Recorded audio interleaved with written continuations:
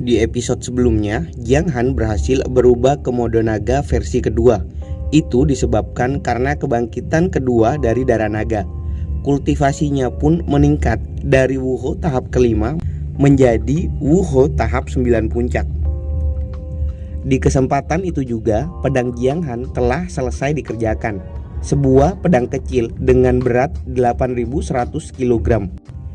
Uniknya, pedang tersebut juga memiliki perubahan kedua dan hanya dapat diaktifkan oleh seseorang yang memiliki darah naga di tubuhnya. Dengan kata lain, pedang tersebut dibuat hanya untuk Jiang Han. Pada saat Jiang Han mencoba mengayunkan pedangnya dengan sebuah gerakan yang ringan, semua yang ada di jalur ayunan pedangnya langsung hancur. Dengan izin dari kakek Chen, lalu Jiang Han memberikan sebuah nama pada pedangnya. Nama pedang tersebut adalah Long Yin. Diperlihatkan juga, tepat pada hari yang telah ditentukan, Jiang Han dan rombongan yang berangkat menuju makam Daxia. Dengan tidak dalam mode naganya, berat pedangnya dimanfaatkan oleh Jiang Han untuk sekalian berlatih. Oke, seperti biasa, bagi teman-teman yang belum subscribe channel ini, dipersilakan untuk subscribe terlebih dahulu. Like dan komen juga jika teman-teman suka dengan videonya. Dan bagi teman-teman yang ingin mentraktir admin kopi, link traktirannya sudah admin sediakan di kolom deskripsi di bawah. Semoga video kali ini dapat menghibur teman-teman sekalian. Cerita kali ini dimulai dari perjalanan Jiang Han dan rombongannya ke makam Daxia. Mereka menaiki kapal terbang dan terlihat sedang melintasi kumpulan gunung berapi. Penatuagu menjelaskan jika tempat tersebut adalah sebuah vulkanik sebelum memasuki hutan belantara utara yang ekstrim. Tanahnya kering dan suhunya tinggi sepanjang tahun. Dan dalam rute perjalanannya terdapat daerah dingin yang ekstrim. Jika kapal terbang ini bisa terbang di ketinggian 3000 meter, maka itu bisa mengurangi hawa panas seperti ini. Saking panasnya, para lelaki sampai membuka baju mereka. Di sini, Wei menanyakan kenapa tidak terbang lebih tinggi saja jika memang bisa mengurangi rasa panas dari tempat tersebut. Penatuagu hanya menjawab jika kapalnya tidak bisa terbang lebih tinggi lagi karena menanggung berat muatan. Sembari melirik ke arah Jiang Han, Wei langsung mengetahui penyebab berat muatan dari kapal. Ya, pelakunya adalah pedang milik Jiang Han. Dengan berat 5 orang rombongan yang melakukan perjalanan ditambah dengan berat 8.100 kg pedang milik Jiang Han, maka tidak salah jika kapal tersebut overload dan tidak dapat terbang lebih tinggi. Meski Wei sudah menyarankan Jiang Han untuk meletakkan pedang miliknya di ruang penyimpanan, namun dengan sikap tidak bersalahnya, Jiang Han mengatakan bahwa Wei untuk tenang karena Jiang Han sudah membatasi berat dari pedangnya menggunakan tekanan yang besar. Jiang Han juga menambahkan jika lingkungan di sana cocok untuk sarana latihannya. Apakah teman-teman ingat jika di rombongan kali ini ada Lin Wu yang ikut dalam perjalanan? Penasaran nggak? Dan inilah penampakan dari Lin Wu. Sensor ya. Karena suhu yang panas, dia juga mengganti pakaiannya dengan beberapa helai kain yang tipis untuk mengurangi suhu panas di sana. Tenang, tenang. Nanti ada versi jarak jauhnya kok. Lin Wu menjelaskan jika tempat tersebut hanya lapisan terluar dari Beihu Huang, tempat yang mereka tuju. Setelah melewati zona vulkanik, mereka akan memasuki area Snowfield. Area tersebut menjadi surganya para monster dengan jumlah monster level tinggi yang sangat banyak. Lalu ada juga area yang bernama Lembah Kapak Raja dengan gravitasi 300 kali lebih berat dari area normal. Dan di saat itu kita hanya bisa turun dari kapal dan berjalan untuk melewatinya. Di sini Jiang Han mencoba memberikan saran Dia mengajukan diri untuk membuat jebakan di lembah Kapak Raja untuk menghambat dan menghentikan orang-orang yang juga pergi ke tempat makam Daksya. Namun sarannya langsung ditolak oleh Linwu karena dengan gravitasi 300 kali lebih berat, jika mereka berada di sana lebih dari 3 jam, maka mereka semua akan mati kelelahan dengan tubuh yang pastinya akan hancur karena gaya gravitasi di sana. Linwu kembali melanjutkan penjelasannya. Setelah melewati semua area yang telah dijelaskan sebelumnya, mereka hanya tinggal satu tempat lagi yang harus dilewati. Itu adalah punggung bukit yang hilang. Tempat itu dipenuhi oleh angin yang kencang, suram, dan celah ruang waktu. Maka dengan melewati area terakhir, dipastikan kita sampai di tempat yang kita tuju, yaitu puncak Luosen. Dengan keringat yang terlihat sedang bermain selorotan di gunung milik Linwu, dia berkata, "Menurut peta dari Jiang Han dan analisis intelijen kami, makam Daksya kemungkinan besar berada di puncak. Jika tebakanku benar, maka pasti ada istana bawah tanah yang besar berada di sana. Dan tujuan aliansi pedang darah bukan hanya untuk barang dan harta yang berada di sana, melainkan itu adalah mengetahui tentang kebenaran kehancuran dan kematian Ratu Daksya 1000 tahun yang lalu." Kali ini sensornya cahaya ilahi. Tenang. Udah mulai terlihat sedikit. Bukannya kematian Daksya karena dia telah jatuh cinta pada orang yang mengkhianatinya, tanya Jiang Han. Namun Linwu mengatakan jika ada kabar yang mengatakan bahwa kematian Daksya juga ada hubungannya dengan monster. Tenang saja, aku telah memahami teknik tren umum dan bisa mulai mengendalikan rantan gravitasi tertentu. Memahami hal itu, aku bisa menyesuaikan berat pedang dengan tubuh manusia milikku. Beberapa saat kemudian, sesuatu terjatuh di atas kapal dan mendarat tepat di sebelah Jiang Han. Dan yang terjatuh itu adalah manusia. Xiao yang panik langsung mengatakan pada teman-temannya untuk melihat ke atas. Terlihat di atas kapal mereka ada beberapa kapal kecil yang hancur karena ulah dari kapal yang lebih besar. Dan akibatnya orang-orang yang berada di kapal kecil terjatuh berhamburan kemana-mana. Lalu seseorang yang berada di dalam kapal besar berkata, "Lanjutkan berlayar dan bersihkan ikan-ikan kecil untuk kaisar ini. Habisi mereka tanpa tersisa. Lebih sedikit orang jauh lebih bagus. Makam Daksya bukanlah tempat berkumpulnya orang-orang rendahan seperti mereka." Wei yang khawatir dengan kondisi di sana menanyakan pada Penatua Gu tentang apa yang harus mereka lakukan di saat-saat seperti ini. Penatua Gu menjawab, "Itu adalah kapal pesiar milik kaisar. Hanya ada 4 kapal di seluruh kekaisaran Tianwu dengan kemampuan super defensif. Karena level kapal itu terlalu jauh dari kapal milik kita, jadi mari kita tinggalkan kapalnya dan hematlah energi kalian." Terlihat di bendera kapal tersebut jika kapal besar itu adalah kapal milik penguasa kota Tianfeng. Kemudian Jiang Han berkata, Wah, kapal kota Tianfeng ya.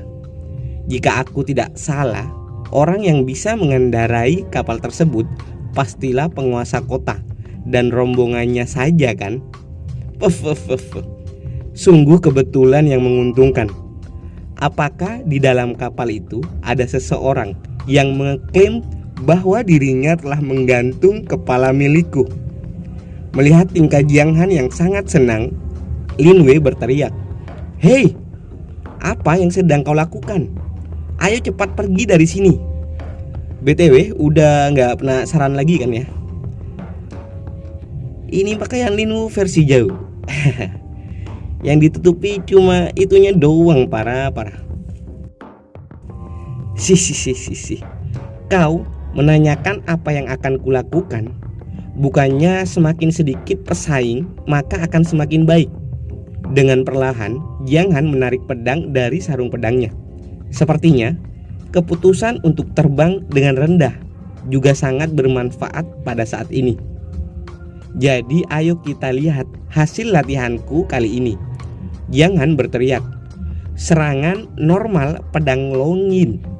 Sebuah tebasan melesat dengan cepat ke arah kapal milik kota Tianfeng.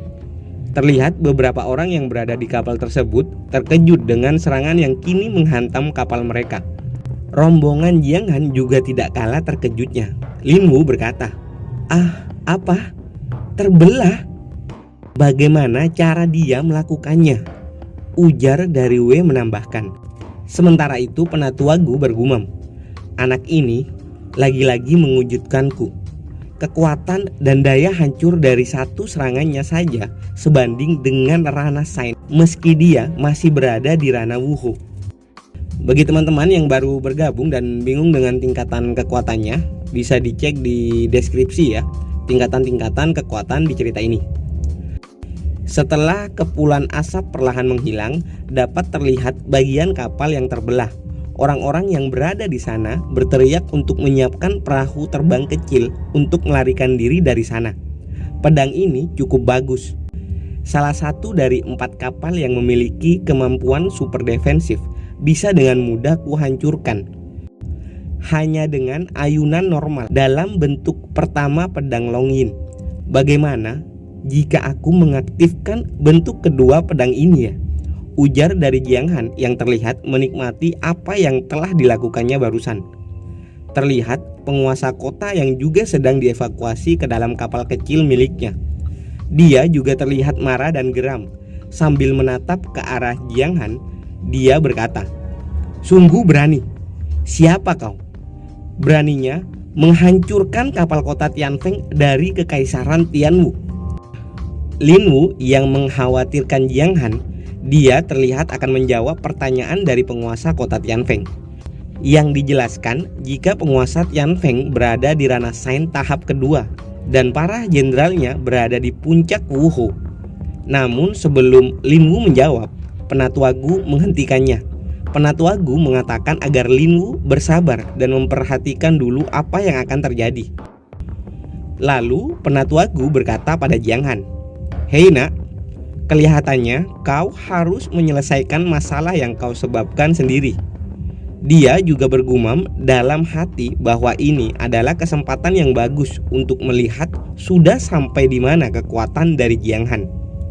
Kembali pada Jiang Han, dia berteriak pada penguasa kota Tianfeng, "Biarkan kedua putramu yang berada di neraka membuka matamu agar kau dapat mengenali siapa diriku ini."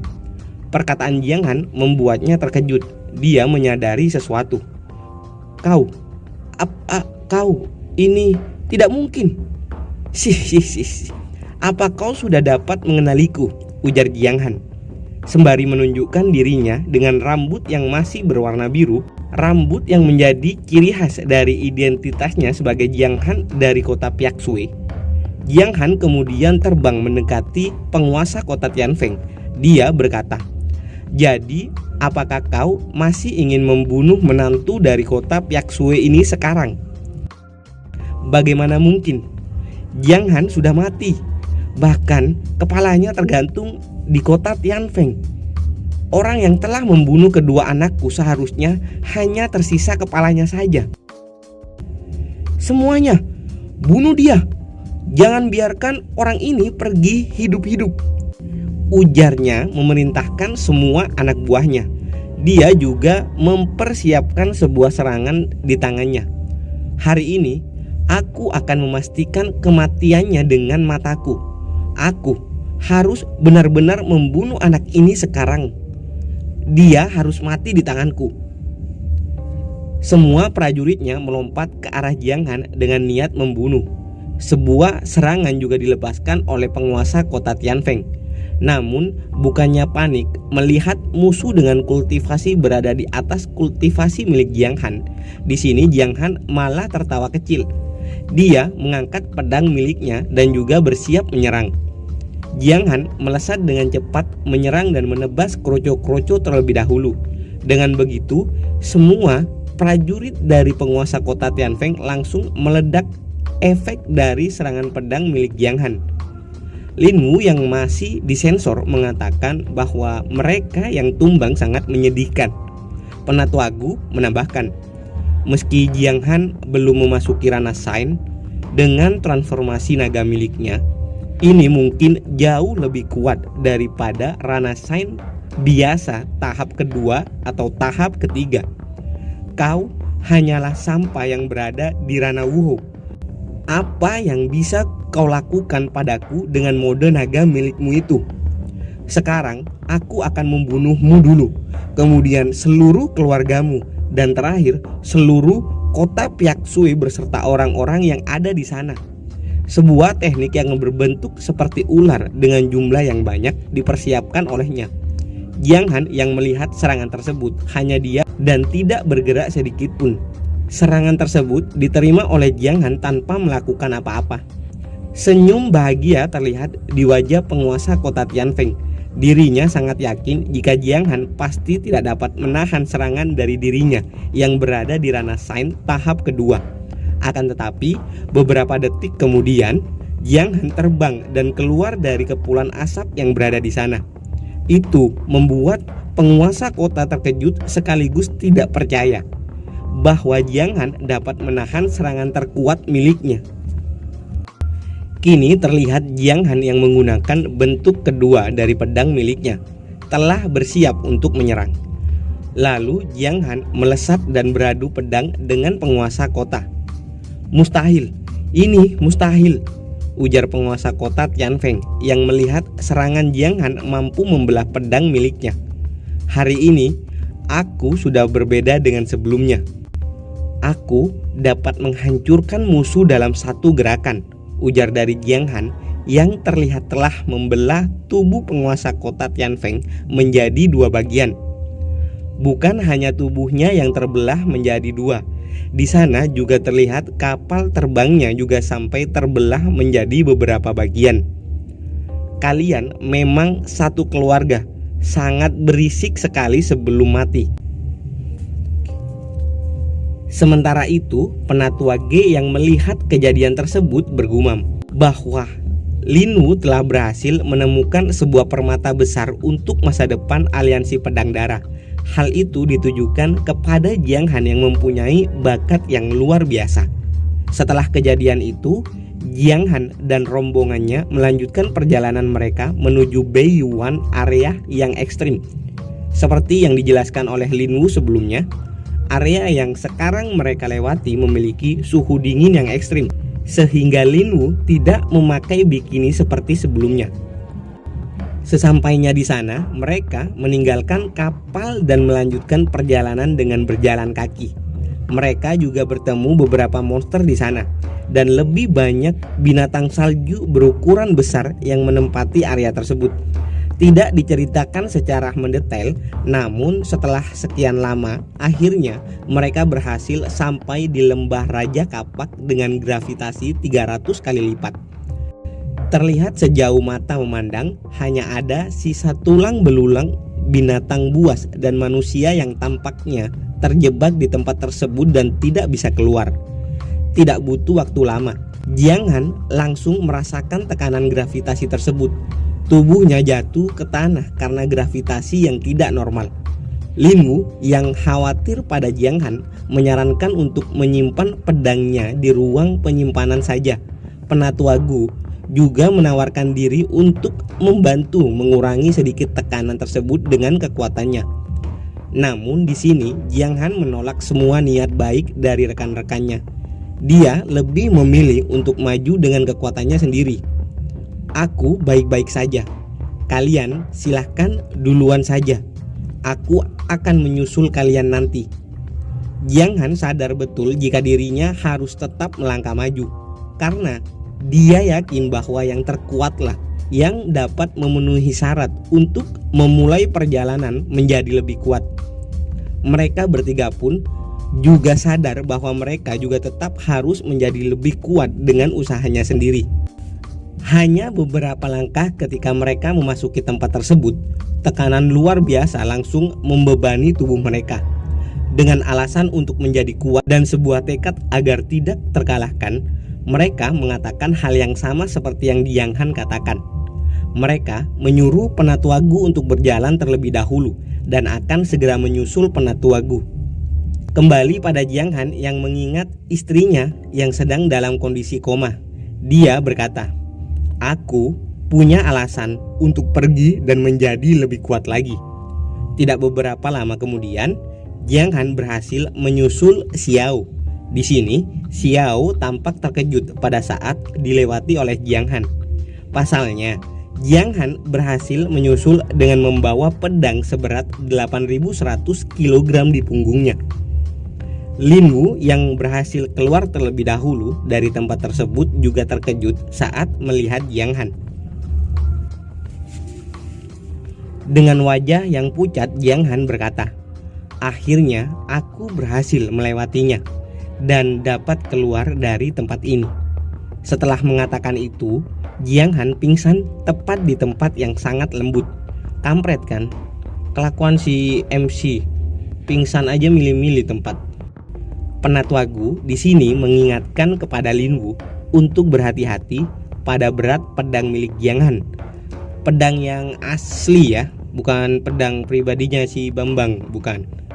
Akan tetapi Lin Wu mengatakan bahwa dirinya tidak merasakan berat dari pedang Jiang Han. Ketua Gu menduga jika kontrol terhadap kekuatan di sekitar pedang Jiang Han sudah mencapai tingkat harmoni antara alam dan manusia. Lagi-lagi, mereka dibuat terkejut dengan kemampuan yang dimiliki oleh Jiang Han. Lalu Penatua Gu berkata, "Jika ada seseorang yang meremehkan Jiang Han karena masih berada di ranah Wuhou, maka orang tersebut pasti akan mati dengan menyedihkan." Sementara itu, di kota Yusui, di aliansi pedang darah, "Apa Tuan Muda Yun Pan sedang tidak ada di sini?" tanya dari Lin Ji yang ternyata berada di kediaman Liu untuk mencari Jiang Han. Di sini, Lin Ji menjelaskan kepada Liu bahwa dirinya datang untuk memberikan informasi penting pada Jiang Han. Dikarenakan sebelumnya Jiang Han meminta Lin Ji untuk memperhatikan sesuatu dari dunia atas. Dunia atas ini maksudnya dunia yang levelnya berada di atas benua Tianwu. Lebih tepatnya tempat di mana dulu Jiang Han dijadikan budak. Kemudian cerita melompat lagi di istana Luosen, istana milik Yang Qingcheng atau dunia atas. Terlihat gambar dari beberapa benua, dan di sana hanya benua Tianwu yang tidak dicoret seperti yang lainnya. Hahaha, akhirnya aku menemukanmu. Kau tidak bisa melarikan diri kali ini, Jiang Han, ujar dari Yang Qingcheng. Akhirnya selesai. Oke, sampai jumpa di video selanjutnya. See you.